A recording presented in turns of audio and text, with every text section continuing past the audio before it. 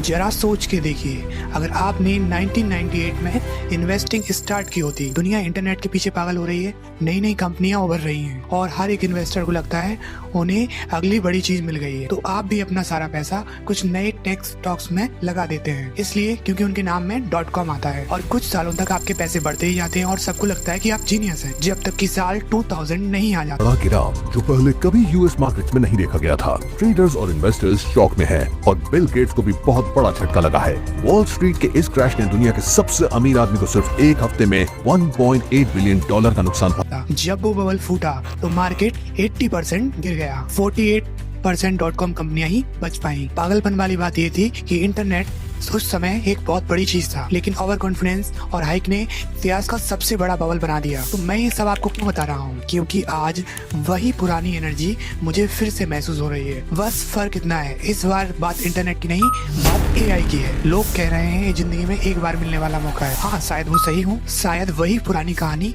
वापस दोबारा दोहराई जा रही हो। इतिहास खुद को रिपीट नहीं करता, बल्कि उससे मिलती जुलती घटनाएं होती हैं। हर पीढ़ी सोचती है कि यह एक नया युग है। जैसे कि जॉन टेम्पल्टन ने कहा था, इन्वेस्टमेंट के 4 महंगे शब्द हैं। इस बार तो अलग है, लेकिन क्या इस बार सच में अलग है? तो घबराने से पहले एक कदम पीछे लेते हैं, तो देखते हैं आने वाले बबल के पीछे तीन ताकतें क्यों ये मायने रखती हैं और आप उससे कैसे फायदा उठा सकते हैं। अभी इस वक्त स्टॉक मार्केट और आपके पोर्टफोलियो का भविष्य केवल 7 कंपनियों द्वारा तय किया जा रहा है। उन्हें कहा जाता है द मैग्निफिसेंट 7। इनमें है Amazon, Microsoft, alphabet, Meta, Apple, Tesla, Nvidia. अब ये सब मिलकर पूरे S&P 500 का 36% हिस्सा बनाती हैं और ये सब आर्टिफिशियल इंटेलिजेंस पर कब्जा बनाने के लिए एक दूसरे से भिड़ी हुई हैं। अगर आपके पास S&P 500 का एक शेयर भी है तो आप pहले से ही इनकम के ऊपर दाव लगा रहे हैं। आपको पता हो या ना हो, आपका फ्यूचर रिटर्न इस रेस के ऊपर डिपेंड करता है, जो कि इन कंपनियों का हर एक रुपया पूरे मार्केट में हलचल मचा देता है। चिप मेकर से लेकर एनर्जी कंपनियों तक और आपके इंडेक्स फंड तक। जब आप देखेंगे ये सारी कंपनियां AI में कितना इन्वेस्ट कर रही हैं, तो बात क्लियर हो जाएगी। टेस्ला करीब $5 बिलियन खर्च करेगी ऑटोनोमस ड्राइविंग और नए स्टार्टअप पर। ये एप्पल केवल सीरी को स्मार्ट बनाने के लिए $17.1 बिलियन खर्च करेगा। मेटा $60 बिलियन लगा रहा है मेटावर्स और डेटा सेंटर बनाने में। गूगल $75 बिलियन और माइक्रोसॉफ्ट $80 बिलियन OpenAI और सुपर कंप्यूटर बनाने में खर्च करेगा। Amazon $100 बिलियन खर्च करने वाली है AWS पर, उस इंफ्रास्ट्रक्चर के मालिक बन सके जहां पर बाकी सारी कंपनियां निर्भर हैं। यानी कुल मिलाकर एक साल में $330 बिलियन। जरा सोचिए, ये पूरा पैसा पूरे पाकिस्तान की GDP से ज्यादा है। ये सारा पैसा भविष्य बनाने में लगाया जा रहा है। कुछ लोग तो इसे चौथी इंडस्ट्रियल रेवोल्यूशन कह रहे हैं, लेकिन यही खर्चा अमेरिका की अर्थव्यवस्था को जिंदा रखे हुए है, वरना अमेरिका अभी तक एक हल्की मंदी में जा चुका होता। तो सवाल ये है, ये कब तक चल पाएगा?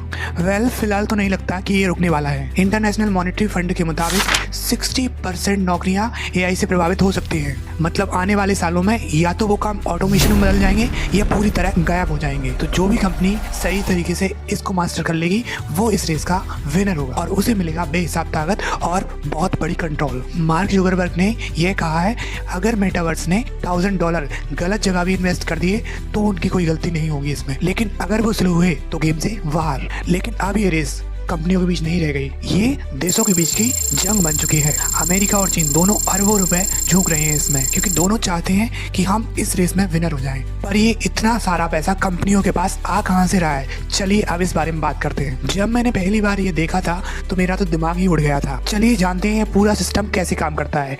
इंटेल, AMD, इनवीडिया, ये वो कंपनियां हैं जो चिप डिजाइन करते हैं जिनसे AI मॉडल्स चलते हैं। OpenAI, XAI और कुछ छोटी कंपनियां इनसे रन करते हैं। ये लोग वही चिप्स खरीदते हैं। फिर आते हैं ओरेकल और कोरवेव, ये डेटा सेंटर्स हैं जो ये चिप्स खरीदते हैं और फिर AI को कंप्यूटर पावर लीज पर देते हैं। इन्हें किसी मिडिल मैन की तरह समझिए। पहली नजर में सब कुछ नॉर्मली लगता है, जब ये देखें ये कंपनियां कैसे काम करती हैं तो रेड फ्लैग दिखने लगते हैं। चलिए बात करते हैं। सब कुछ तब शुरू हुआ जब माइक्रोसॉफ्ट ने 58 बिलियन की फंडिंग दी OpenAI को। फिर OpenAI ने वही पैसा माइक्रोसॉफ्ट को दे दिया उनके डेटा सेंटर्स यूज करने के लिए, और वही पैसों से माइक्रोसॉफ्ट में इनवीडिया के चिप्स खरीदे। फिर एनवीडिया ने फिर से इन्वेस्ट कर दिया OpenAI में। ये कुछ पैसा ही है जैसे कि मैं अपने दोस्त को एक जंगल में ले जाऊं और उससे कहूं एक गड्ढा खोदोगे आपको 10,000 रुपए मिलेंगे, और फिर वो कहे मुझसे 10,000 रुपए वो मुझे देगा इस गड्ढे को फिल करने के लिए। अब हम दोनों के पास 1,000 रुपए का रेवेन्यू आ गया। अगर हमें OpenAI की तरह वैल्यू किया जाए जो अपनी वैल्यू के 40 गुना पर ट्रेड कर रही है, तो हमारी ये होल्ड करने वाली वैल्यू 40,000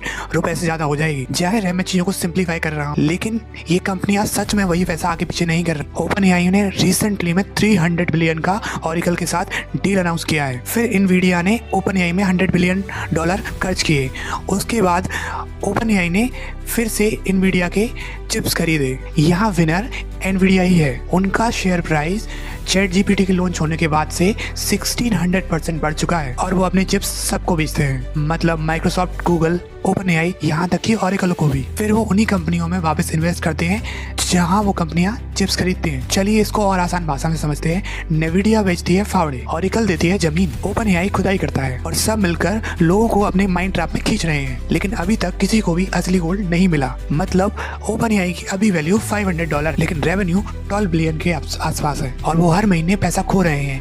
यही दिक्कत है सबसे बड़ी यहाँ पे। AI सर्विसेज अभी पैसा कमा ही नहीं रही है। तो क्या एक AI कंपनियां कभी इतना पैसा कमा पाएंगी, अपने स्टॉक प्राइसेस को जस्टिफाई कर सके? हो सकता है, क्योंकि इनके पास अभी भी बड़े लेवर्स बचे हैं जिनको ये खींच सकते हैं। मतलब हर हफ्ते 700 मिलियन से ज्यादा लोग ChatGPT का यूज कर रहे हैं। ये बहुत बड़ी अटेंशन है, और उससे भी बड़ी चीज है हम सबका डेटा। सोचिए जब सैम अल्टमैन चैट्स पर एड्स ऑन करेगा, कंपनियों को सजेस्ट करेगा कि डायरेक्ट वो ChatGPT पर अपने प्रोडक्ट सजेस्ट करें हमारे कन्वर्सेशन के अंदर। ये सब कुछ ऐसे होगा जो पहले हमने कभी नहीं देखा। इसके अलावा OpenAI ने अनाउंस किया है अब वो वेरीफाई एडल्ट्स के लिए उनकी चैट्स में एरोटिका अलाउ करेगा, जो बहुत बड़ी इंडस्ट्री है। मतलब ऐसा मैंने सुना है। ऊपर से AI कंपनियां ऐसे सिस्टम बना रहे हैं जो ह्यूमन वर्कफोर्स को रिप्लेस करने का मकसद बना रहे हैं। मतलब हम उस AI वीडियो से यहाँ तक पहुँच गए जो पहले कितना फनी दिखता था और अब कितना स्मूथ है। स्टॉक मार्केट पूरी तरह डिपेंड कर रहा है इस फास्ट ग्रोथ पर। अब हम एक चीज के करीब पहुंच रहे हैं जिसका नाम है डेटा बॉल। सालों से AI सारे पब्लिक डेटा को खा रहा है जो उसे मिल सकता है। 2027 तक सारा ह्यूमन कंटेंट AI खा चुका होगा। तो क्या लगता है आपको, ये सच में बबल ही है? यस, मुझे अभी भी लगता है ये बबल है। सारे संकेत वही हैं, over valuation, fake value, geopolitical mania, scaling, लेकिन ये बताने का कोई तरीका नहीं हम किस। तो अब सवाल ये है कि अपने पैसों के साथ क्या करना चाहिए। देखिए, मैं कोई फाइनेंशियल एडवाइजर नहीं हूँ, लेकिन मैं आपकी जगह होता तो क्या करता? इन चीजों पर ध्यान देता। सबसे पहले निवेश जारी रखता। तो आज के दाम कुछ सालों बाद सस्ते लग सकते हैं। ऑटोमेटिक इन्वेस्टमेंट स्टार्ट कीजिए जो किसी ब्रॉड और लो कॉस्ट इन्वेस्टमेंट में जाए। दूसरा, अपनी इनकम को बढ़ाने पर फोकस कीजिए, क्योंकि इनकम ही वो फ्यूल है जिससे आपकी इनकम ग्रोथ करती है। यदि आप प्रमोशन ले पाए और साइड हसल को स्टार्ट कर पाए तो आपकी वो चांस बढ़ा दे। खासकर जब कर पाए तब मार्केट नीचे जा रहा हो, क्योंकि तब आपको चीजें सस्ती मिलेंगी। तीसरी चीज, डाइवर्सिफिकेशन पर ध्यान दीजिए। सारा पैसा एक ही जगह डालना मतलब खुद बर्बादी को न्योता देना। मार्केट बबल से बचने की असली चाबी यही है, डाइवर्सिफिकेशन, यानी अपना पैसा अलग अलग इन्वेस्टमेंट में बांट दीजिए, क्योंकि जब मार्केट नीचे जाता है तब भी ये पैसिव इनकम देते रहते हैं। एक बात ध्यान रखिए, ये बबल फूटना दुनिया का अंत नहीं है। अगर आप ऐसी सिचुएशन को समझ लेते हैं तो आप वो इंसान बनेंगे जो घबराने की बजाय मौका पकड़ता है, जबकि बाकी लोग भाग रहे होंगे।